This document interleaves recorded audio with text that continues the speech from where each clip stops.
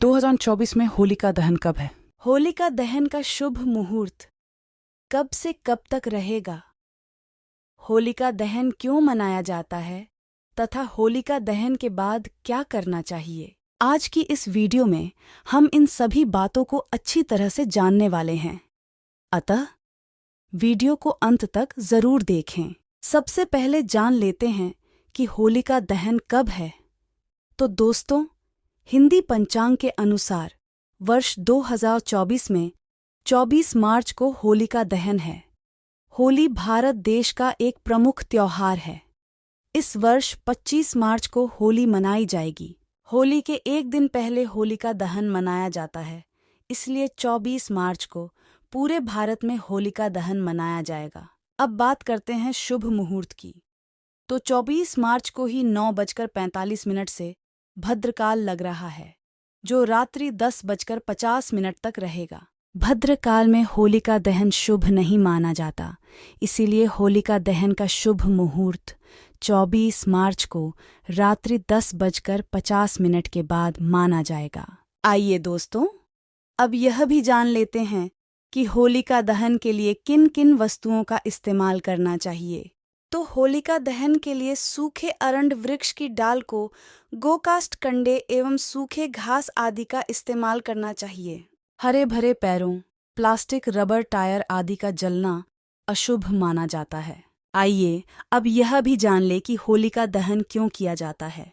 तो दोस्तों, हमारे हिंदू धर्म ग्रंथों के अनुसार इस दिन स्वयं को ही भगवान मान बैठे हिरण्यकशिपु ने भगवान विष्णु की भक्ति में लीन अपने ही पुत्र प्रहलाद की अपनी बहन होलिका के द्वारा जीवित जला देना चाहता था, लेकिन भगवान विष्णु की कृपा से प्रहलाद के लिए बनाई चीता में स्वयं होलिका जलकर मर गई।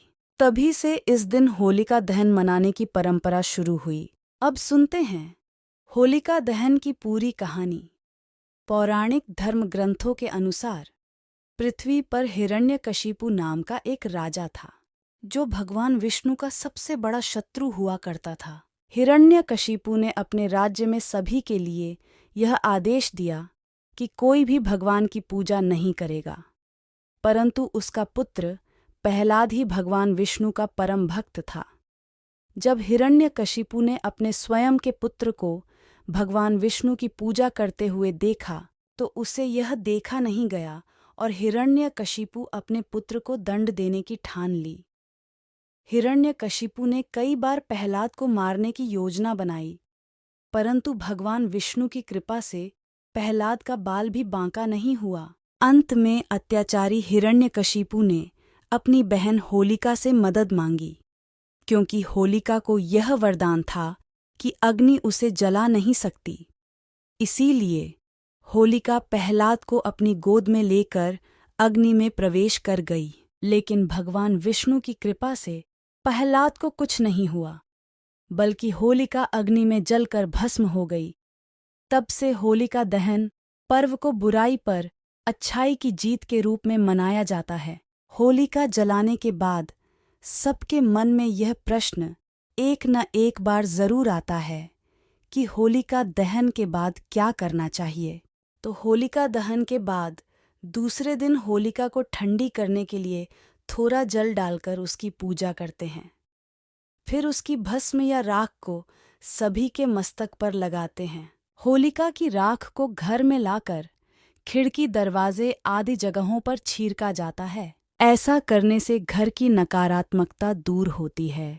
ग्रह दोष या ग्रह पीड़ा दूर करने के लिए भस्म को शिवलिंग पर अर्पित किया जाता है, तथा गृह क्लेश को दूर करने के लिए होलिका दहन के भस्म को एक कपड़े में बांधकर घर के कोने में रख दें।